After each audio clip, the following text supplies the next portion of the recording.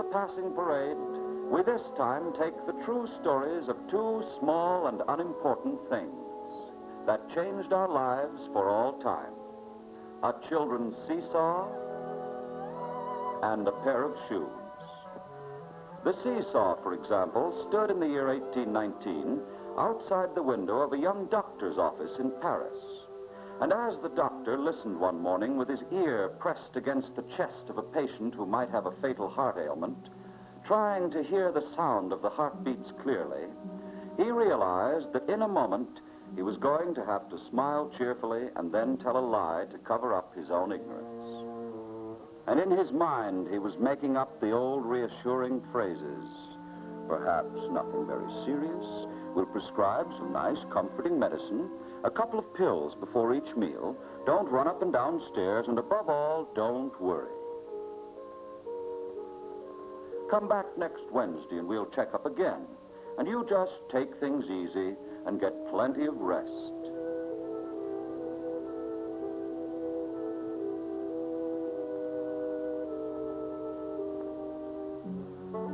For all I really know, you may be getting plenty of rest in your grave before I see you again.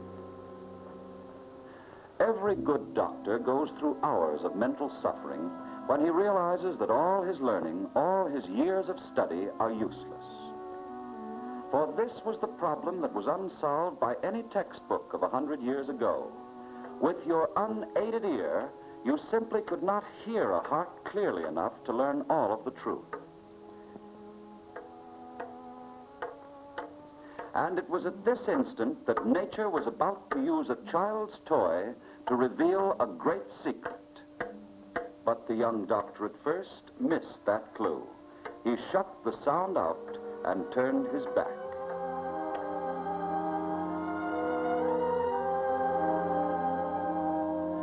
No answer through the long and silent hours of that night.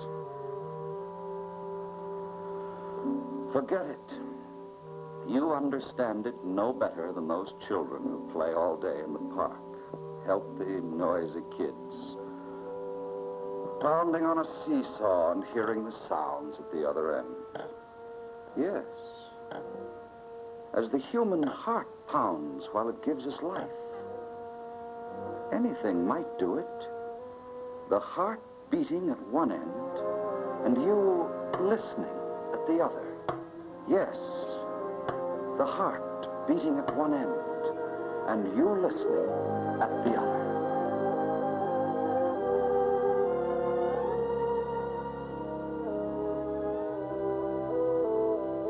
A little homemade tube of paper, nothing else. Yet for the first time, a man was clearly hearing the sounds of a living human heart. Within a few years, the whole world rang with the fame of that young French doctor who in 1819, from his first discovery of a sounding tube, had invented the stethoscope. Only 50 years ago, doctors had the custom of keeping them in their hats, and it was their pride to walk solemnly along with a stethoscope jouncing around inside of a fancy topper. One of the simplest gadgets that ever saved a human life, that came into being when Dr. René Lanac of Paris saw two children playing with a seesaw, and then wrote an enormous chapter in the history of man. Our second object, the pair of shoes, has a different story to tell. These shoes were first seen in New Haven, Connecticut in the year 1830, not made of leather, but of a new and unknown substance that was called caoutchouc. And having proudly marched through a water puddle outside to prove to his friends how waterproof were his remarkable shoes, the amateur scientist proudly told them that they would all become rich beyond imagination. As we all know, by the 1830 census, there are more than 12 million people here in America, not counting the Indians, and every one of them has 2 feet. Very well then, we now have 24 million feet requiring our product. And at a small profit, say of 3 cents per foot, we shall be making an average of $3,750 per day.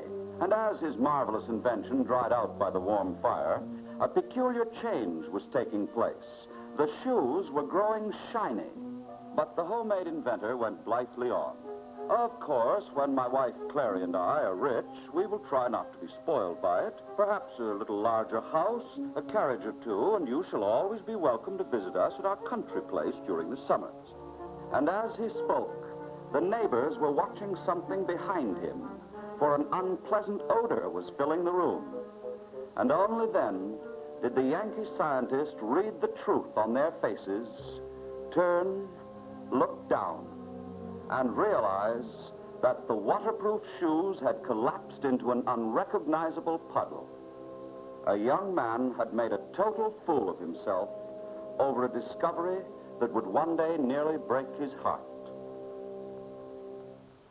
Yet, inventors are sometimes strange people. Their failures make them stubborn, and they become fanatics, giving their whole lives to a single dream. Trying to keep it from melting every time it got hot, he chucked sulfur into the mysterious material. No good. Then mercury. No luck there either. Then lead and turpentine, and even a shot of alcohol. All a waste of time and the waste of years out of his life. Once he tried making a mail bag with the stuff, and the government ordered them then by the hundreds. And a second time, success appeared a certain thing. But once again, heat. This time, the heat of the sun destroyed his hopes. The half-melted bags came back, and down went the words of cancellation. And down into a prison cell for bankruptcy went the man who once had thought that he had the scientific genius that would win him fame forever.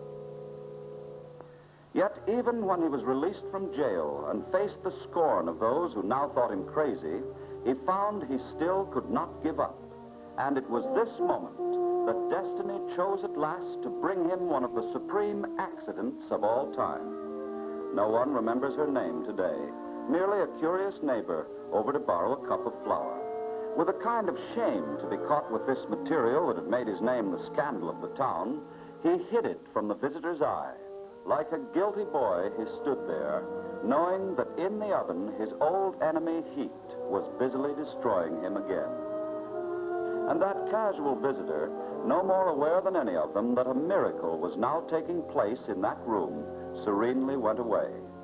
Inside the old wood stove, the pan of caoutchouc had collapsed into a dirty, evil-smelling mess. So while his wife remained wordless in fear of wounding her husband's pride, he miserably moved across the room to toss the stuff upon the rubbish heap outside. And it was alone and in silence that the realization finally came, teaching him that he had at last stumbled through the gates of fortune and was about to find a mighty treasure.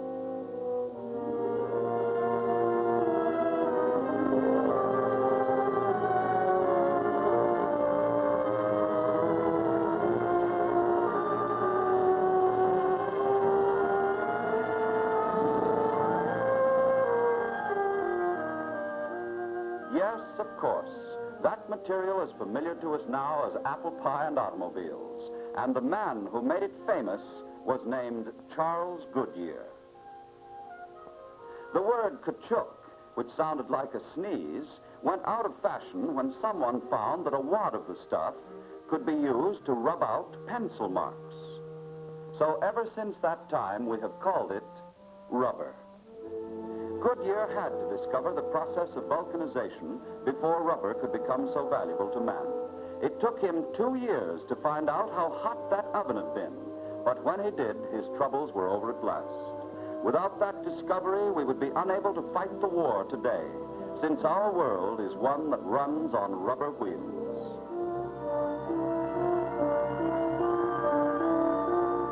And these are the stories of how two small and unimportant things, a seesaw and a pair of shoes, became two great discoveries of the passing parade.